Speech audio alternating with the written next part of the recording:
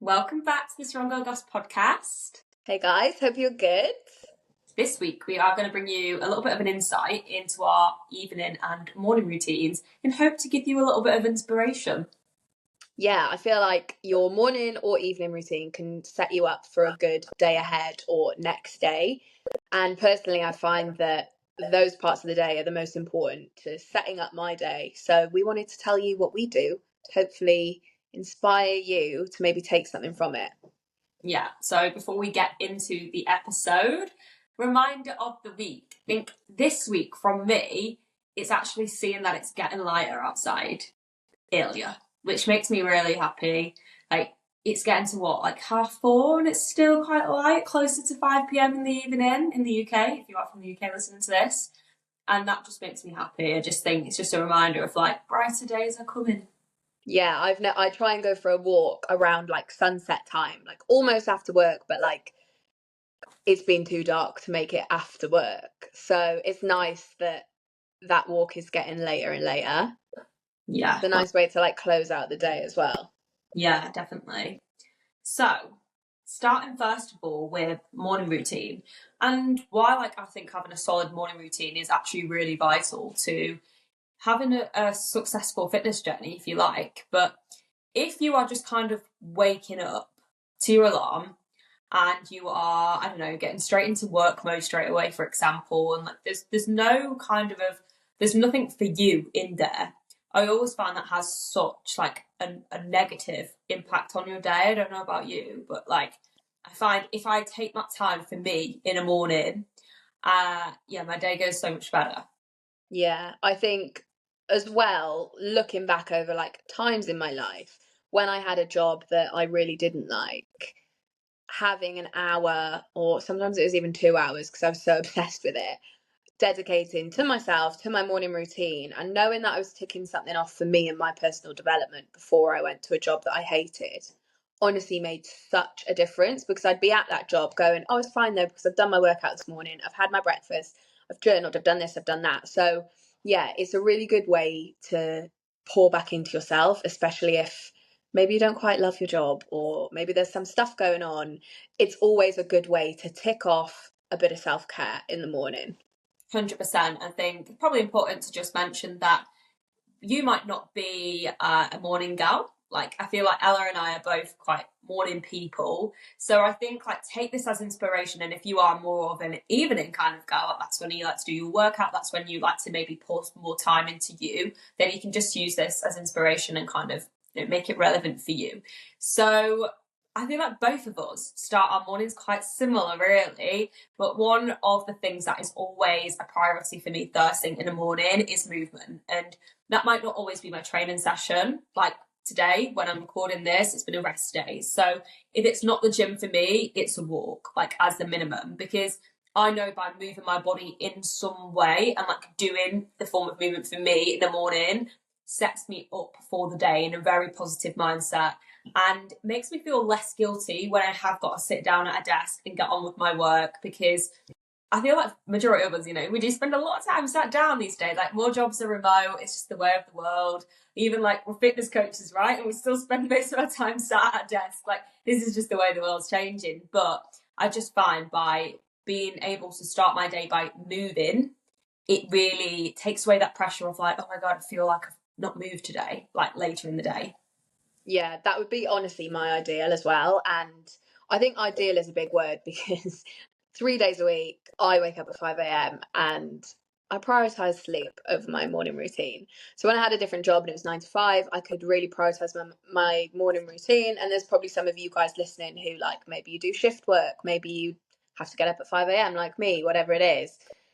But I do make sure that on those other 4 days of the week, I'm starting my day with movement. I'm getting up with enough time to prep a high protein breakfast. And if I haven't done that on the days that I'm getting up at 5 a.m., I've done it the night before, which obviously then feeds into my evening routine. But ideally, I would start every day with movement. Again, I just think it really sets you up for a good day. And also, you've ticked it off. You're not sitting at your desk being like, oh, I've got to go to the gym later or whatever it is. You've done it. It's done.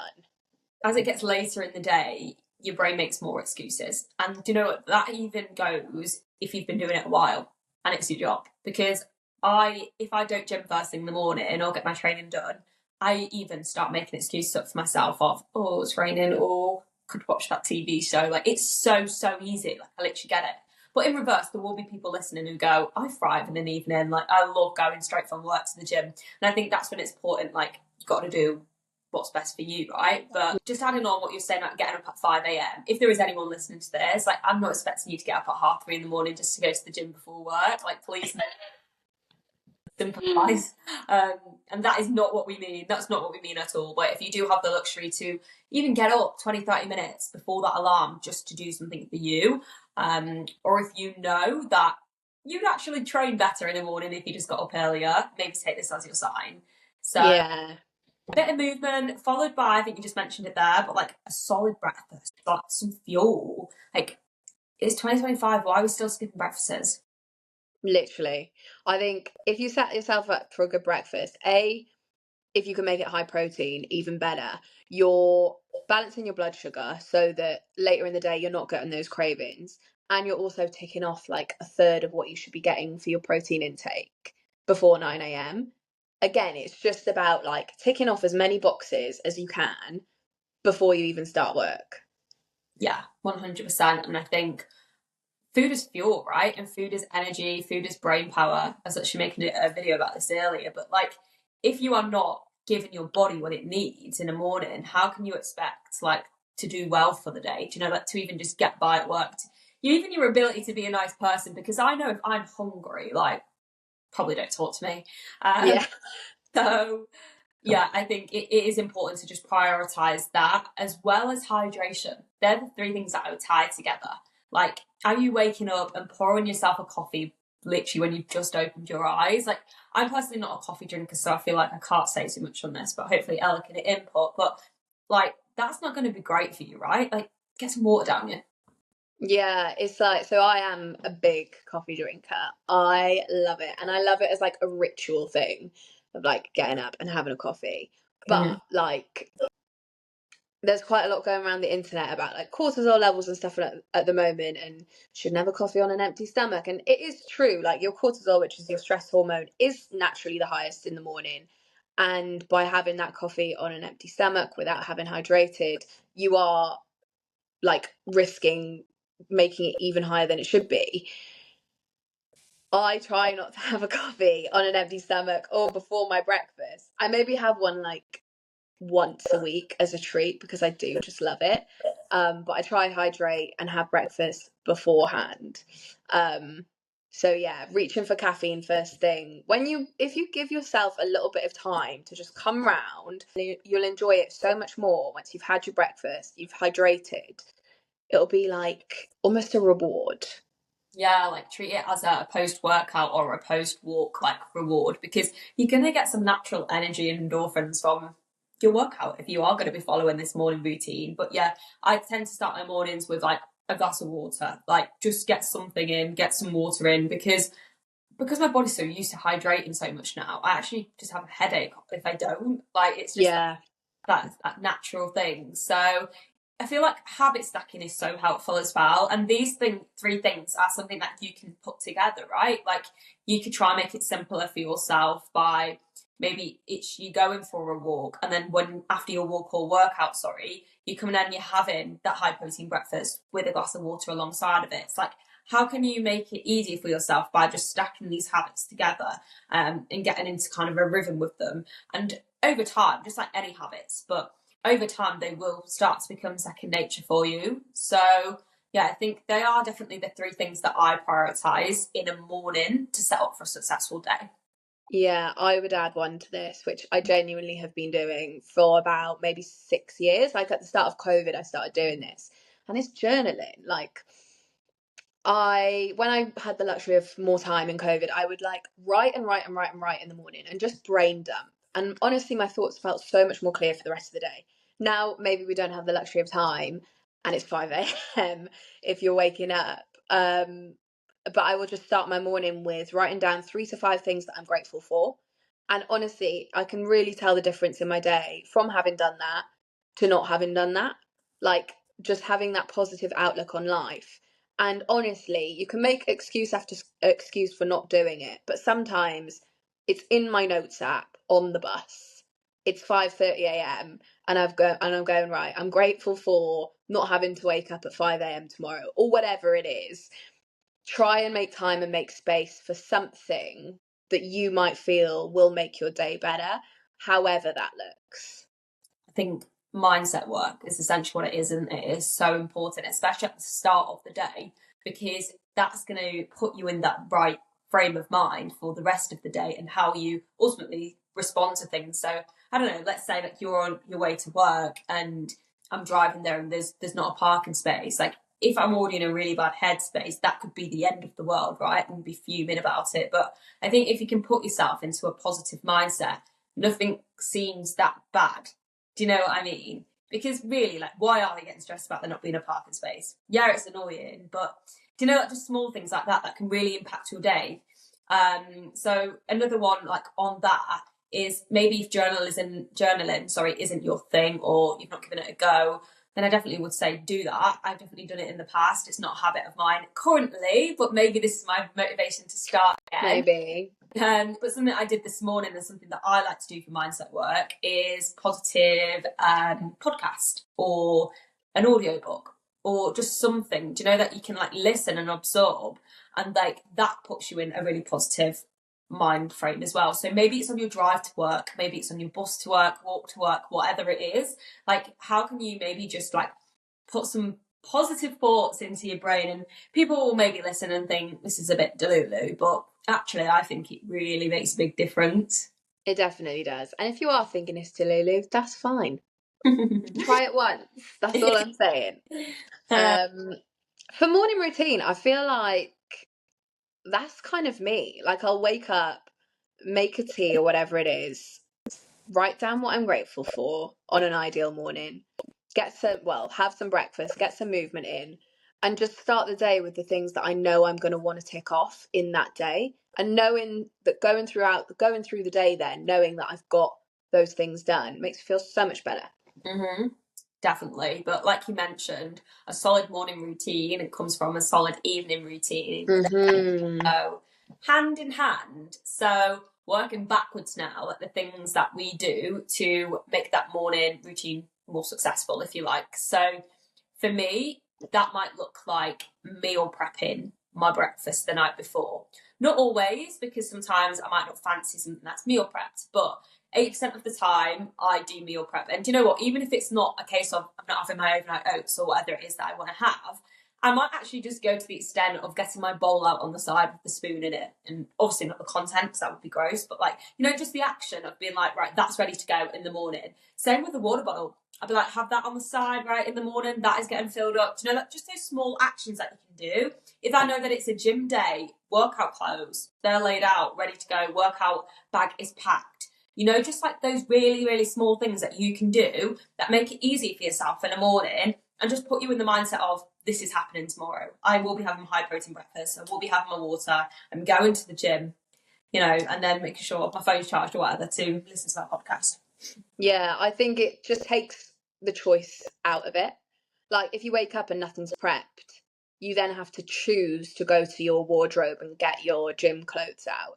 You have to choose to open the fridge and choose the high protein option. But if those things are already prepped and ready to go and ready, almost like the wheels are in motion, then you're just going to carry on. Oh yeah, I started that, so I'm just going to put the clothes on. Whatever it is, like, just setting yourself up to make good choices. And for me, I think the biggest thing in evening routine is making sure I get enough sleep. Like, we said this on a podcast before, but working backwards from your alarm, making sure you're getting 8 hours, or for some of us, it'll be a little bit less than that or more than that, depending on what you can get or what you're used to or what you need. But just working back from that and going, okay, what time do I need to be in bed? That means what time do I need to be meal prepping? What time do I need to be getting my stuff ready for the morning to make sure that I can have a really good sleep? And if you do struggle with your sleep, like, big part of my evening routine is magnesium and ashwagandha supplements. Obviously, not saying everyone needs to go and have those things, but just having something, whether that be, I don't know, it might be like a tea before you go to bed, just some kind of like ritual Yeah. that you have. Like I will always have a cup of tea, non-caffeine, obviously, a herbal tea.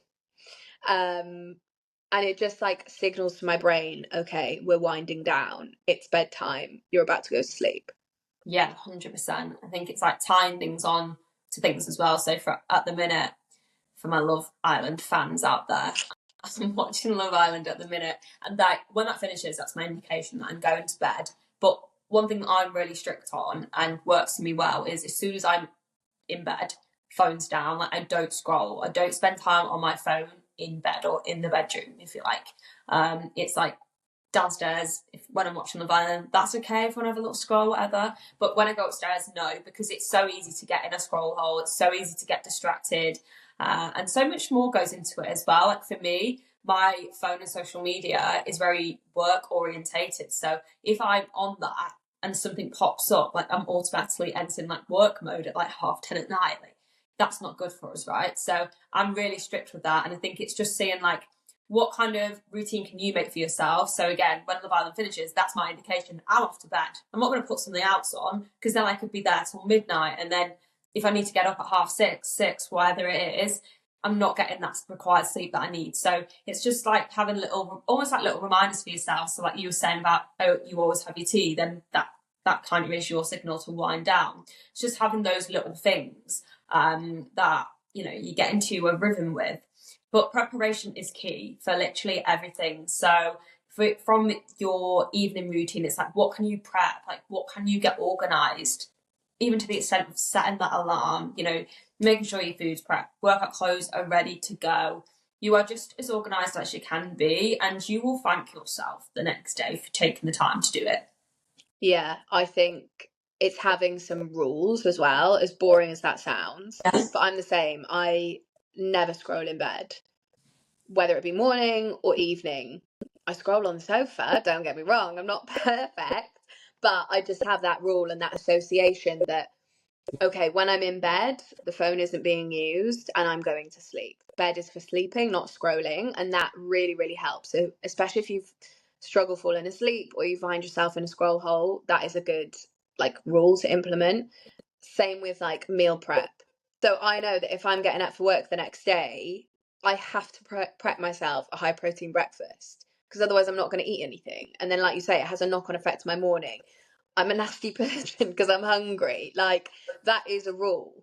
And rules are there to be followed, don't get me wrong. And 90% of the time, this will be my morning and my evening routine.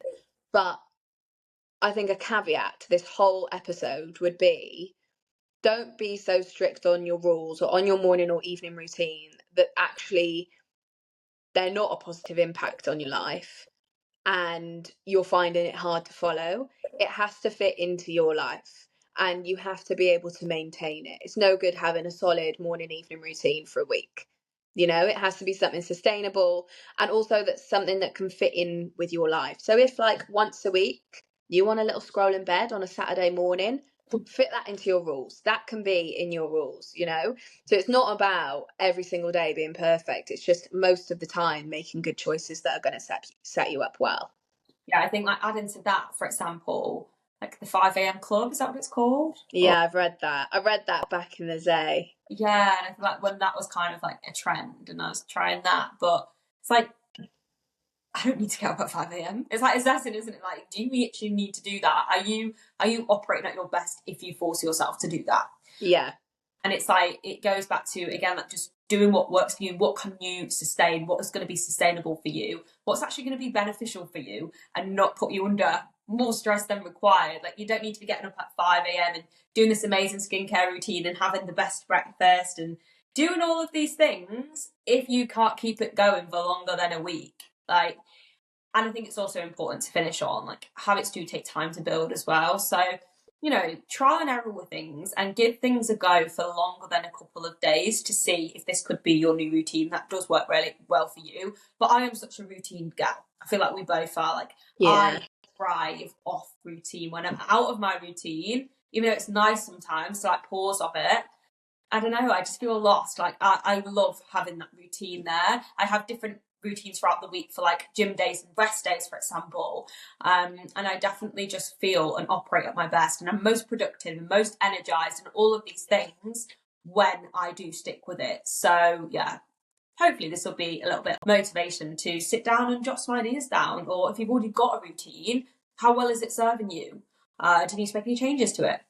Yeah. And even if, you don't have a routine, it's maybe choosing one thing that we've mentioned that you go, oh, actually, I really feel like I could implement that well. And then it grows from there then, because you realize how positively that's impacting you. Yeah, for sure. But we hope this episode has been helpful. You'll have to drop into our DMs if you do take any inspiration from it, or if you just want to share with us your current routine and even get some like feedback on it, then feel free to do that. I always Let us know. Yeah. And with that being said as well, any recommendations, suggestions that you want us to chat about throughout the upcoming months, then make sure that you do fire that over as well, because we want to give you the episodes that you're actually going to find helpful and not just ramble, because we're good at rambling. Exactly. We do love a ramble, but we also love to help you guys. So let us know. We hope you enjoyed the episode. We'll see you next week for more similar things, but we hope you have a good one. See you later. Bye.